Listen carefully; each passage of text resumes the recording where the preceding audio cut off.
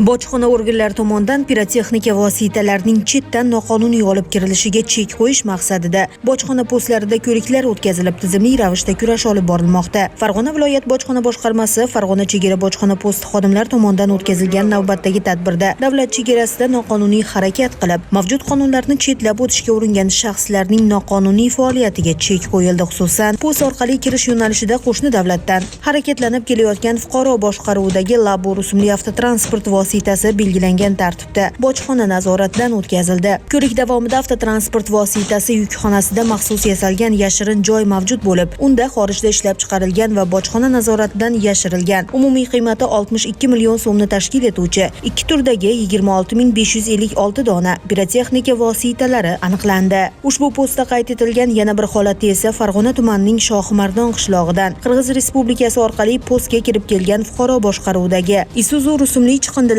tashuvchi maxsus avtotransport vositasi belgilangan tartibda ko'zdan kechirildi. Avtotransportni to'liq ko'rikdan o'tkazish imkoni bo'lmagani sababli tekshiruv chiqindilarni to'kish maydonida davom ettirildi. Natijada avtomashinaning chiqindilar saqlanadigan qismida dastlabki qiymati 408 million so'mni tashkil etuvchi 4 turdagi 1623 dona salyut, 1910 quti, jami 150 ming donadan ortiq xorijda ishlab chiqarilgan pirotexnika vositalari mamlakat ichkarisiga noqonuniy olib kirilayotgani ma'lum bo'ldi.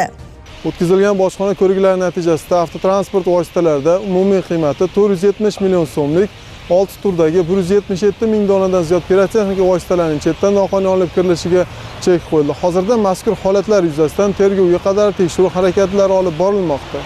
Hech kimga halovat bermaydigan, aksincha, ko'pchilikni behalovat qilib odamlar salomatligiga xavf solishi mumkin bo'lgan bu kabi vositalarning noqonuniy savdosi ortidan boyib ketishni ko'zlaganlar, ogoh bo'ling. Davlat chegarasida qilingan har qanday noqonuniy harakat qonun oldida javobgarlikka sabab bo'ladi. Maftuna Mamasidek va Abdulloh Rashidov, Ruxsor News informatsion dasturi uchun maxsus.